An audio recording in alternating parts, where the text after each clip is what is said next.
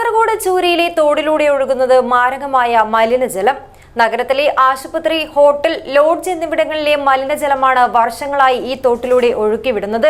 പകർച്ചവ്യാധി കേന്ദ്രമായി മാറിയിരിക്കുന്ന ഈ തോടിന്റെ ശോചനീയാവസ്ഥ പരിഹരിക്കുവാൻ ബന്ധപ്പെട്ടവർ നടപടി സ്വീകരിക്കാത്തത് വലിയ പ്രതിഷേധത്തിനാണ് ഇടയാക്കുന്നത്.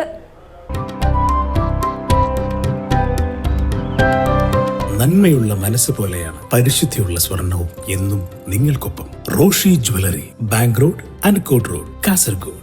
കാസർഗോഡ് നഗരത്തിന്റെ സമീപ പ്രദേശമായ ചൂരിയുടെ ഹൃദയഭാഗത്തിലൂടെ ഒഴുകുന്ന തോടിന്റെ ശോചനീയാവസ്ഥ വർഷങ്ങളായി പരിഹാരമില്ലാതെ തുടരുകയാണ്. മുൻകാലത്ത് നല്ല രീതിയിൽ ഒഴുകിക്കൊണ്ടിരുന്ന തോടായിരുന്നു ഇത്. എന്നാൽ പിന്നീട് ഈ തോട് മാലിന്യങ്ങൾ നിക്ഷേപിക്കുവാനുള്ള സ്ഥലമായി മാറി. നഗരത്തിലെ ആശുപത്രി, ഹോട്ടൽ, ലോഡ്ജ് എന്നിവിടങ്ങളിലെ മലിനജലമാണ് വർഷങ്ങളായി ഈ തോട്ടിലൂടെ ഒഴുക്കിവിടുന്നത്.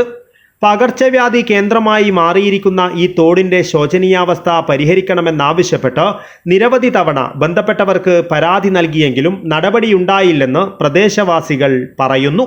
ഈ തോട്ടിൽ മലിനജലം ഒഴുകുന്നത് വർഷങ്ങളായി. എല്ലാ വർഷം വേനൽക്കാലത്ത് ഇതുപോലെ മലിനജലം കൂടുതൽ നിൽക്കും. മഴക്കാലത്ത് ഒഴുകിപ്പോകാറാണ് പതിവ്. ഇത് എവിടുന്ന് വരുന്നെന്ന് നമുക്ക് പറയാൻ പറ്റുന്നത് എന്ന് വെച്ചാൽ പുതിയ ബസ് സ്റ്റാൻഡ് ഭാഗത്തു നിന്നും ഈ ഭാഗത്ത് പുതിയ ബസ് സ്റ്റാൻഡ് കൂടുതലായിട്ട് വരുന്നതായിട്ട് കാണുന്നത്. ഇത് മധൂർ പഞ്ചായത്താണ് ഇത് ഈ സ്ഥിതി ചെയ്യുന്നത്. ഈ പഞ്ചായത്ത് നമ്മളിത് പള്ളി, കുറേ വീട് 100 പല പ്രശ്നങ്ങളുണ്ട്. കൊതുക് പ്രശ്നം, മഞ്ഞപ്പിത്തം, പല പ്രശ്നം കൊണ്ട് ഇവിടെ ബുദ്ധിമുട്ടുകയാണ്. അധികാരികൾക്ക് പലവട്ടം കംപ്ലൈൻറ്റ് കൊടുത്തിട്ടുണ്ട്. ഇതിനൊരു പരിഹാരം ഇതുവരെ കണ്ടില്ല. ആ പരാതി കൊടുക്കുന്ന ആ സമയത്ത് വന്നിട്ട് ഇത് സന്ദർശിച്ച് ഇതെല്ലാ വീട്ടിലേക്കും വരും. അത് കഴിഞ്ഞിട്ട് അവർ പോയി ഇത് ശരിയാക്കി തരാം, അങ്ങനെ തരാം, ഇത് തന്നത്. ജനങ്ങളുടെ അശ്രദ്ധയും അവബോധമില്ലായ്മയും തോട് മലിനമാക്കുന്നതിൽ ഒരു പ്രധാന കാരണമാണ്.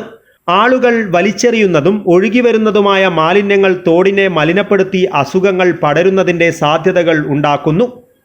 ജൈവ അജൈവ മാലിന്യങ്ങൾ തോടിലൂടെ ഒഴുകി ചിലയിടങ്ങളിലായി കെട്ടിക്കിടക്കുന്നുമുണ്ട്.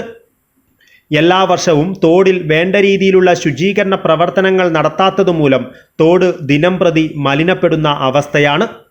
ഈ പ്രശ്നം പരിഹരിക്കുന്ന രീതിയിൽ പെട്ടെന്ന് തന്നെ പദ്ധതികൾ ആവിഷ്കരിക്കേണ്ടത് അനിവാര്യമാണ്. News bureau, Kasaragod.